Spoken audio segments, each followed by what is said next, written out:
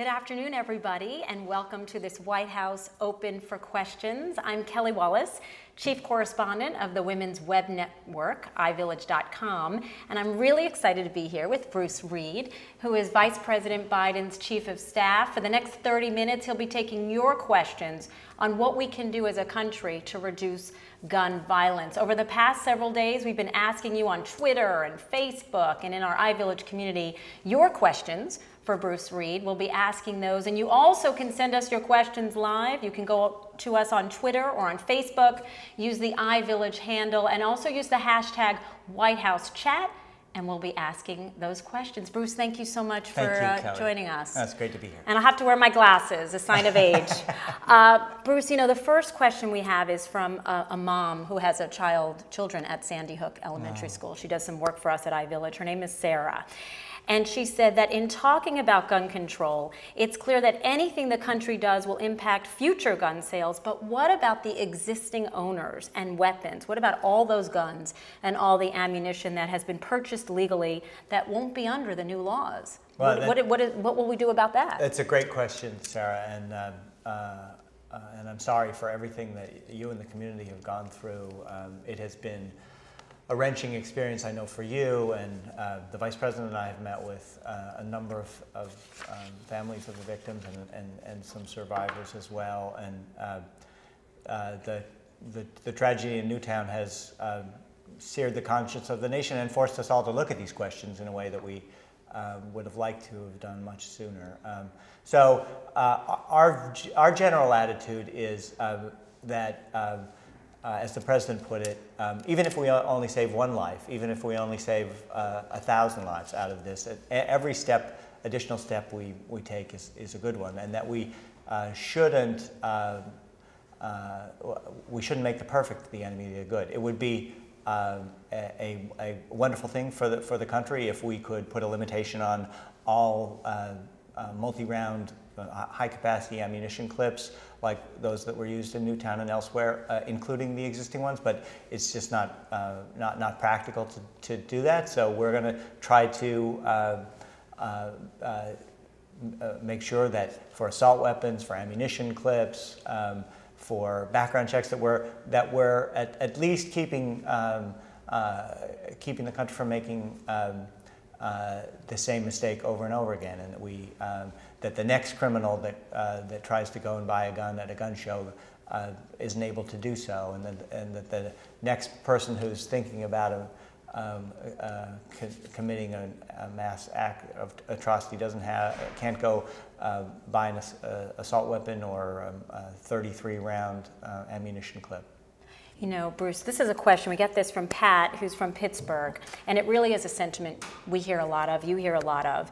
And he says that his family has guns, they hunt, they're generally very responsible, and the knee-jerk reaction he's hearing from relatives is, quote, "No one is taking my gun." And he said these are sane, seemingly rational, normal people who feel like their right to bear arms is going to be revoked. What can you say? Can you give a simple explanation to what gun control will mean to Pat's family and other people around the country who feel like they do? Well, I understand completely how they feel. I come from gun country myself. I grew up with guns. I'm from northern Idaho. This isn't about taking anyone's gun away. We are just trying to make the law work. Right now, it's against the law for a criminal a felon, fugitive, someone who's been convicted of domestic violence. It's against the law for them to own a gun. And yet, we have a system that allows them to go and buy a gun in a lot of places, at gun shows, in parking lots, in unregulated sales. So our view is that if every gun owner grew up with the kind of tradition of responsible gun ownership that hunters and sportsmen and people who love guns do, then we wouldn't have this problem. But that unfortunately is not the case. We have one of the things we need to do is crack down on illegal gun trafficking, where a person who can legally buy a gun goes and does so and then turns around and sells it to a criminal. There's a lot more we can do to strengthen the laws to prevent that from happening. But you can love guns and love the President's package of recommendations here, because it isn't about restricting anyone's Second Amendment rights. We got this question again, we're picking some of the questions that tap into what other women in our community are talking about. Allison from New Jersey, she says, I believe in stricter gun laws with an emphasis on background checks, but how can you ensure that someone with a mental health issue cannot get a permit, cannot buy a gun? If they're not forthcoming and there's this doctor-patient confidentiality, how can this be done? The way the law works is if you have been adjudicated through a legal process as having the term of art is adjudicated mental defective, which basically means you've been committed. That makes you ineligible to buy a gun. One problem with the current system is that a number of states have not submitted their records to the national background check system. There are 17 states that have submitted 10 records or less. We know that the number that should be in the system are much greater than that. Pennsylvania alone has about 600,000 records that they put into the system. So the first step that we should take is to make sure that everybody who is already legally barred from, or should be legally barred from owning a gun because of a mental illness is in that system. There's a lot more that we can do, and frankly, a lot of it is in the prevention end. One of the great opportunities that we have here as a country is to take mental illness prevention and treatment much more seriously.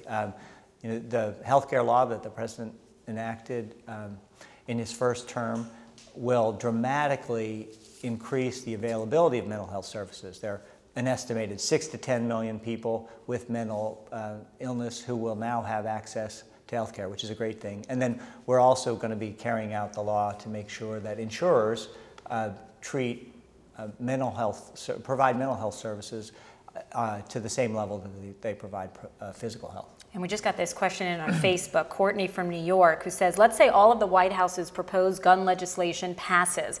How quickly do you think we would start to see real change in the level of violence? Months? Years? What would you say? Well, to give you a sense, it's impossible to make that kind of prediction, but I've been working on this issue for 20 years.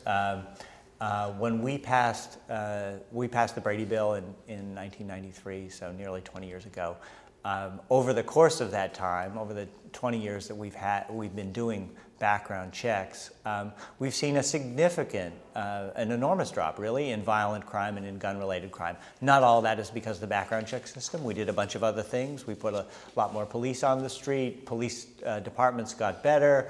Other things changed in the society.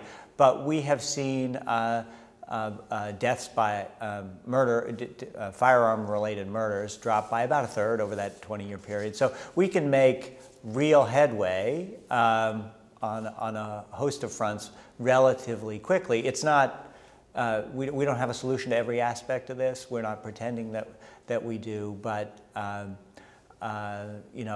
are some fairly simple things that would make a real difference.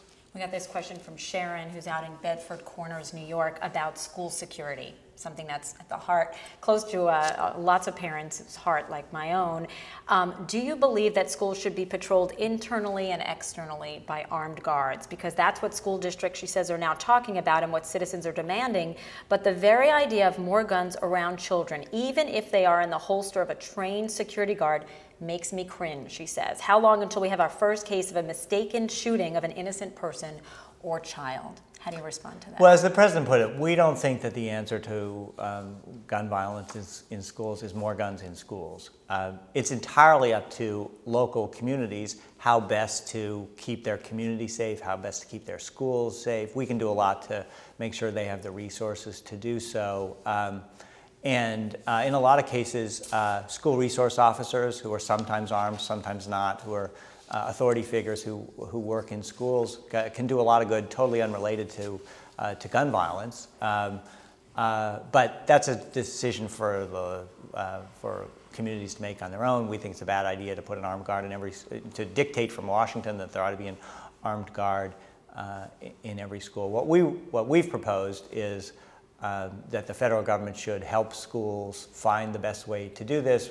We're putting forward enough resources to help school districts hire 1,000 school resource officers, or if they prefer, school counselors, school psychologists, who all of whom are primarily there for spotting trouble before it happens. You know, if your whole prevention program is when the gunman is at the door, it's too late. You need to we need to make sure that we're seeing trouble as it emerges, and that every grown-up in that situation is part of the solution. Another question that's just come in on Twitter, this from Dina in New Jersey. And again, I know you talk about wanting to let the states decide some of these issues, but I'm wondering about your personal feelings about what would you say to teachers, assuming they've been trained, who want to carry a concealed gun at school? Maybe approach it as a father, and also approach it as someone who's worked on this issue for many years. Do you have concerns about that? Well, the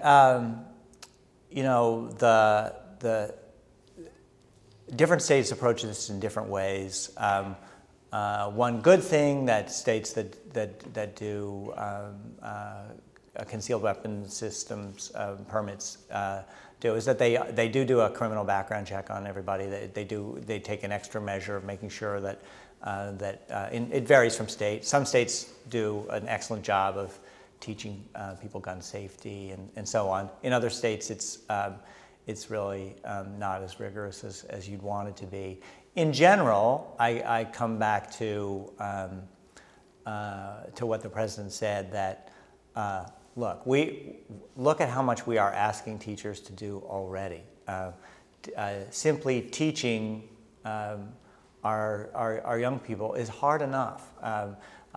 It shouldn't fall to them to be responsible for the physical safety of the kids that they're teaching, or of the building that they're teaching in, and it varies from community to community what the best answer is. Some schools are in tough neighborhoods with a lot of crime going on nearby.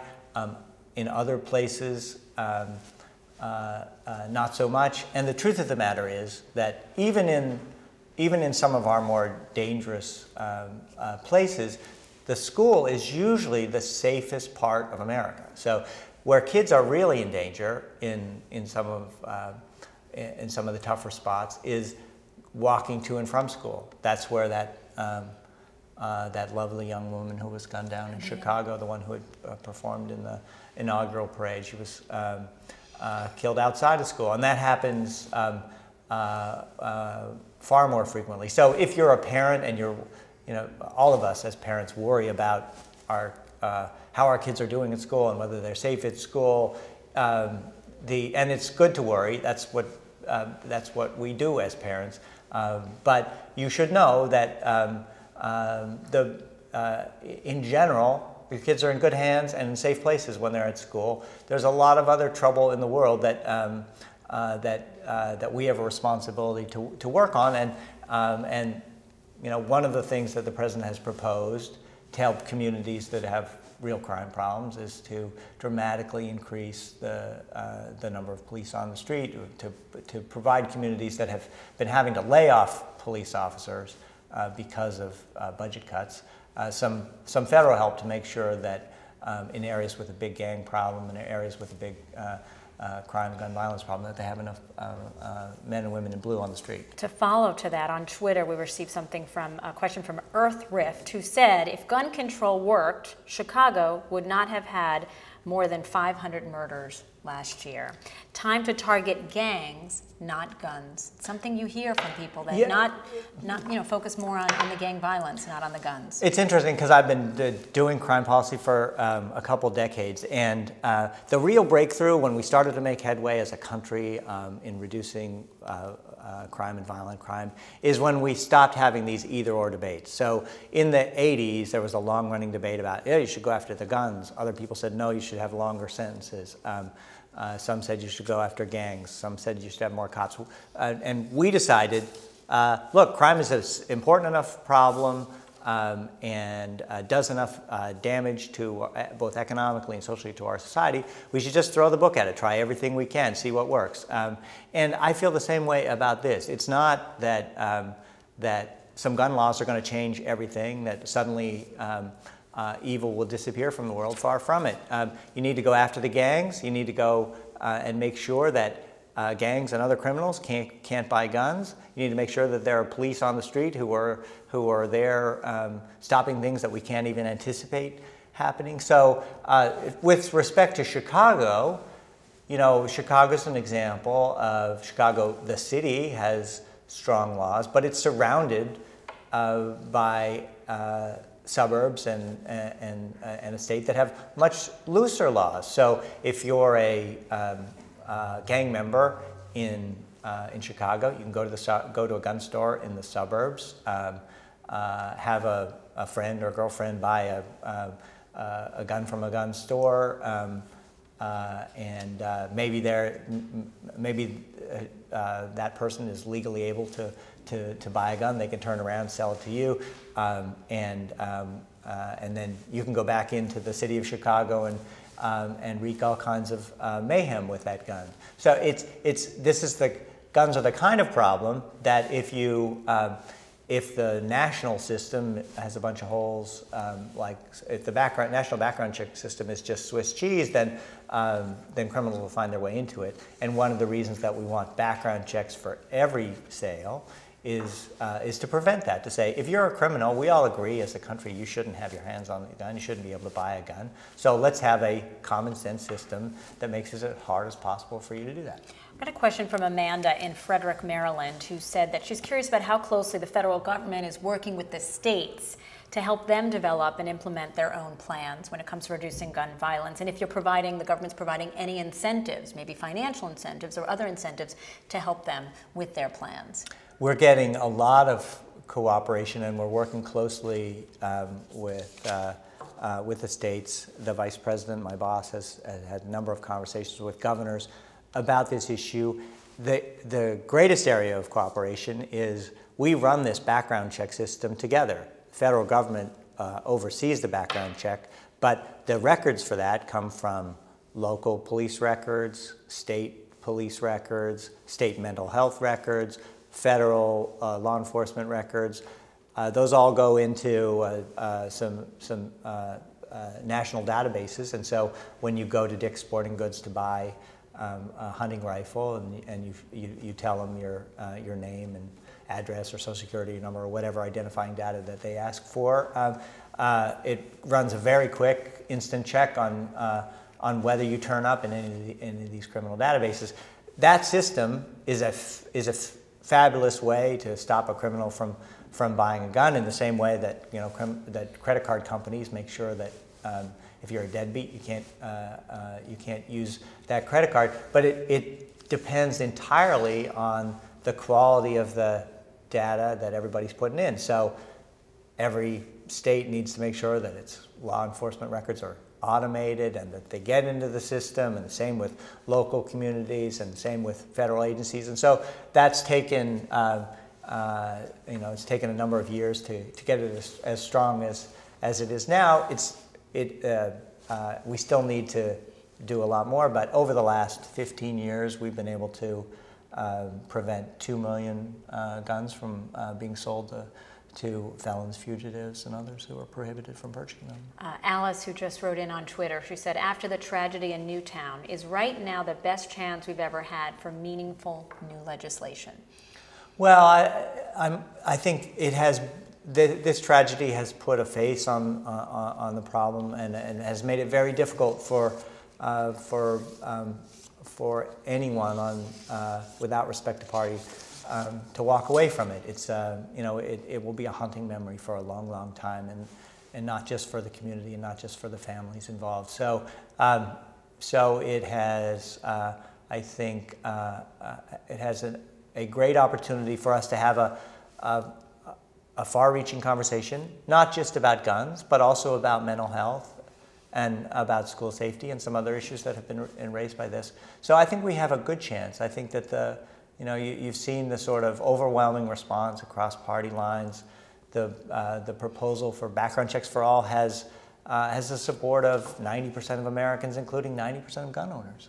Right, I'll put my political cap on since I used to cover this building, right? But some of the other proposals, banning assault weapons and the high capacity magazine clips, you don't have, tremendous support. You have some sentiment even from, Senate Majority Leader Harry Reid that they're going to just take up what they can get through in the House. So, some people say that is really, even in light of Newtown, not likely to happen. Some of these are harder than others. Almost everything I think that we've proposed has majority support around the country, and even the more controversial issues like the assault weapons ban have strong majority support. Close to 3/5 to 2/3 of the country are for them.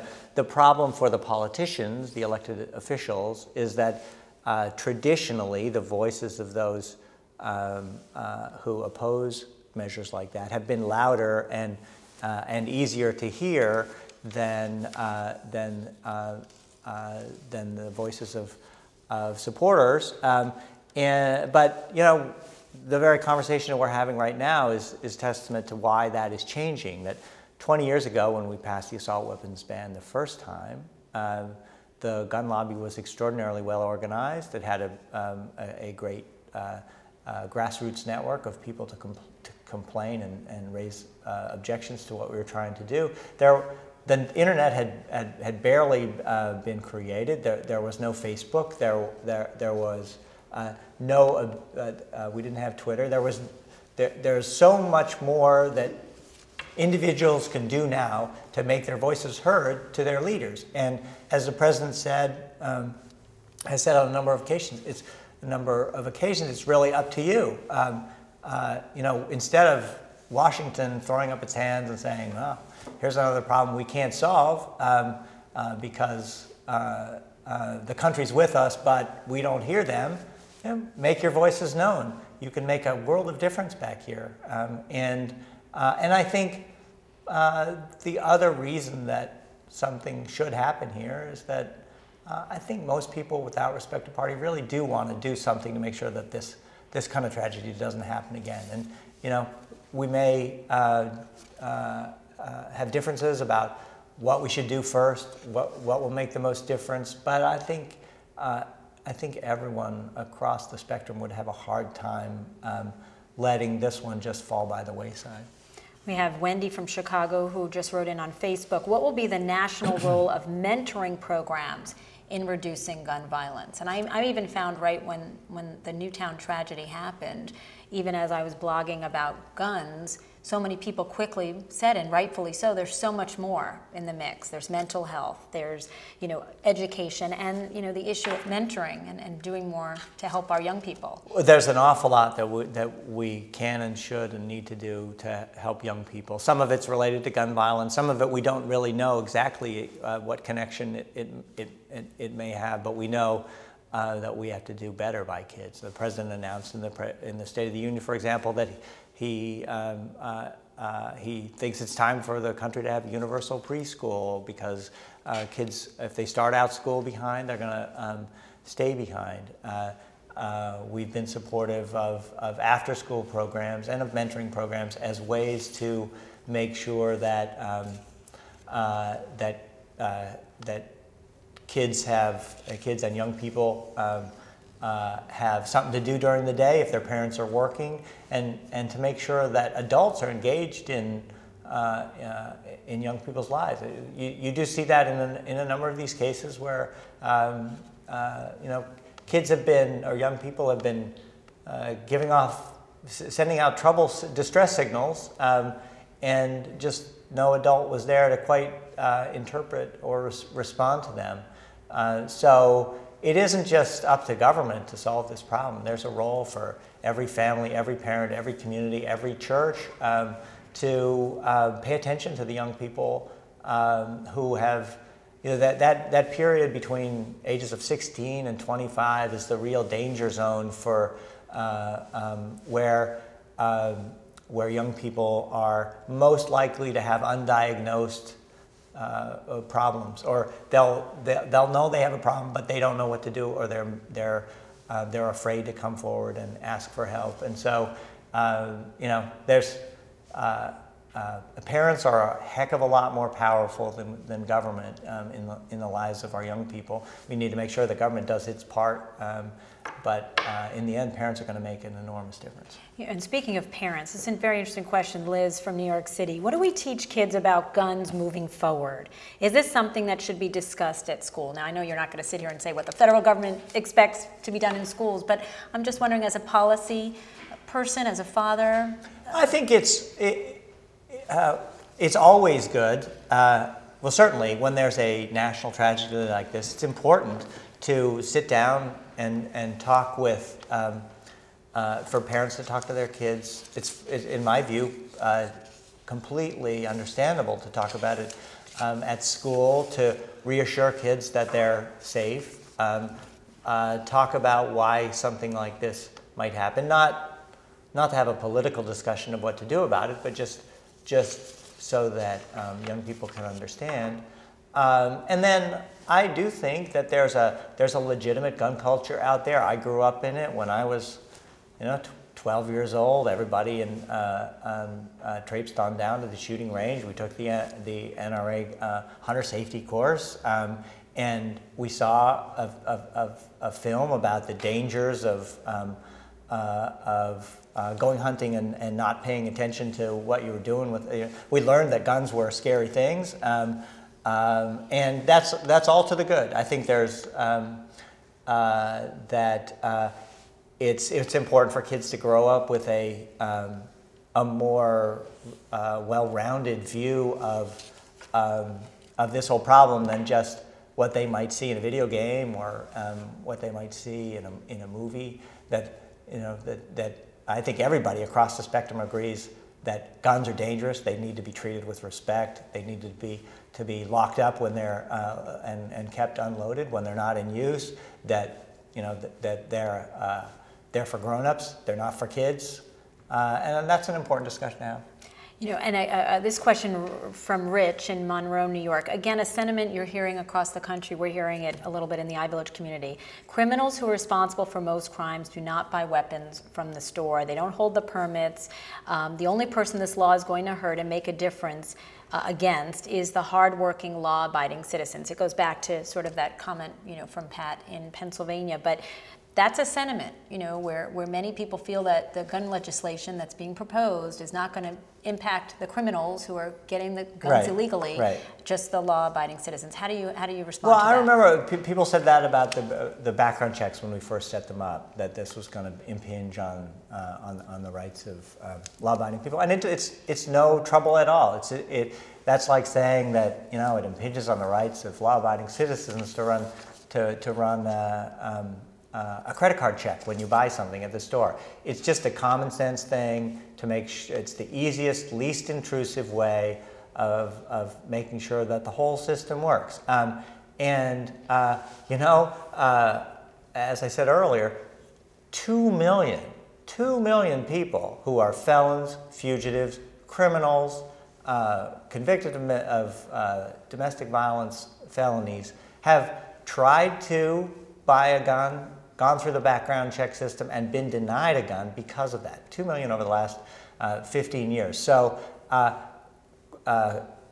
criminals are going to try to get guns the easiest way they can. We shouldn't make going to the store, going to the gun show, going to a flea market an easy way to get a gun. We should make it as hard as possible for people who want to break the law to have the opportunity to do so. The president has said we should make it as easy to get access to mental health care as it is in this country to get access to a gun. And speaking of that, we have Beth from Chicago who asks, what new steps are being taken to address mental health in teens? I wonder if there's anything the government is doing right now in response to Newtown before it needs any legislative approval that is going to impact teens and access to mental health. Yeah, there are a couple things that we're doing.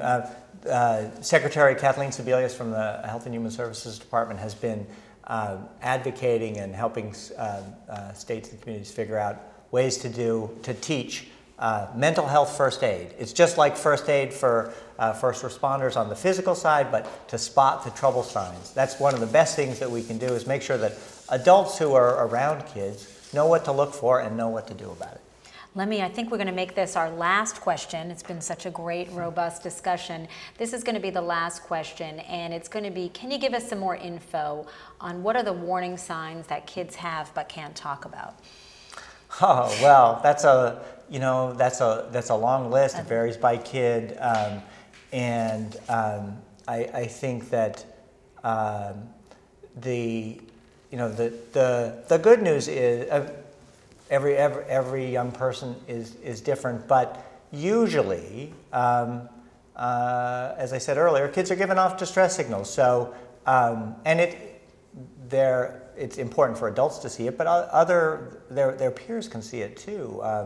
If they look on their Facebook pages, you see in every one of these instances, or many of these instances, when police go back and look at the Facebook page of the shooter, there are plenty of signs that maybe there's a problem going on. So it's a responsibility of teachers to generally they know which kids are adjusting well to the situation and which ones aren't. Often the real problem is they're not quite sure what to do. The teacher thinks, well, it's not really my responsibility. So it's important for schools to have protocols that the teacher tells the school counselor tells the parent.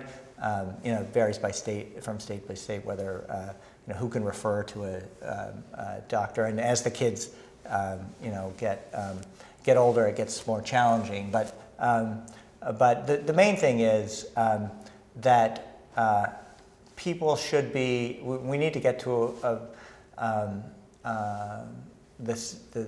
level of recognition that we see that the mental problems and the physical problems aren't that different. That if you saw someone who was in your class and they were bleeding from their upper lip, you wouldn't ignore it. You'd point it out to them or to someone else. You'd make sure that it got treated in some way. And mental issues are harder to spot, but not impossible, and even more important to treat. Okay, 1 to 10. 10 is 100% optimistic, 1 is entirely pessimistic. We will see some sort of legislative change when it comes to guns following Newtown. I think you never want to overestimate the odds of quick action in Washington, but I'm really optimistic that this time is different, that the country's going to get its way, and that we're going to get something done this year. Okay, Bruce Reed, thank you so much for joining us. We really appreciate it. Ladies and gentlemen, Bruce Reed, Vice President Biden's Chief of Staff, who has been on the front lines, really, of this gun control discussion over the past several months. I'm Kelly Wallace, Chief Correspondent with iVillage. We want to let you know that this entire Open for Questions with Bruce Reed will be available later today on whitehouse.gov and iVillage.com. Thanks again for your questions and for joining us. Have a great day.